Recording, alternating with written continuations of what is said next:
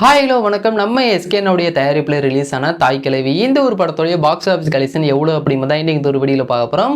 இந்த ஒரு படம் அப்படிங்கிறது பிப்ரவரியில் ரிலீஸ் ஆன படங்கள்லேயே ஒரு மிகப்பெரிய ரெஸ்பான்ஸ் அப்படிங்கிறது மக்கள் மத்தியில் கிடச்சிருக்கு.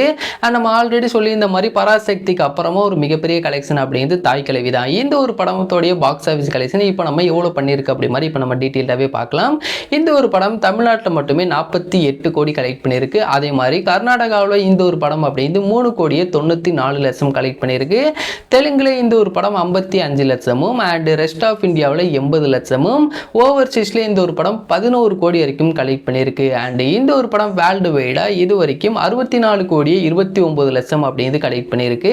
உண்மையாக ஒரு மிகப்பெரிய பிளாக் பஸ்டர் அப்படின்னு சொல்லலாம். இந்த ஒரு படத்தோடைய பட்ஜெட் அப்படிங்கிறது 9 கோடி கிட்ட தான். ஆனால் இந்த ஒரு படத்தோடைய பாக்ஸ் ஆஃபீஸ் அப்படிங்கிறது இது வரைக்குமே 65 கோடி கிட்ட வந்திருக்கு.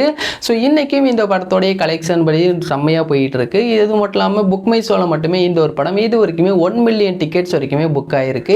ஸோ ஒரு பயங்கரமான ரெஸ்பான்ஸ் அப்படிங்கிறது ஃபேமிலி ஆடியன்ஸ் மத்தியிலிருந்து கிடைச்சிருக்கு. இந்த ஒரு படத்தோடைய டெலிட்டட் சீன் ஒன்று ரிலீஸ் பண்ணியிருந்தாங்க. உண்மையாகவே அது வந்து நம்ம ஸ்டார்டிங்கில் செம்ம எமோஷ்னலாக கொண்டு போய் நம்மளுக்கு அது முடியும் போது செம்ம ஃபன்னாக கொண்டு போயிருந்தாங்க. ஸோ அதோடைய டெலிட்டட் சீன் பார்க்கல அப்படின்னா கண்டிப்பாக யூடியூப்ல சர்ச் பண்ணி பாருங்கள், பயங்கரமாக இருக்கும்.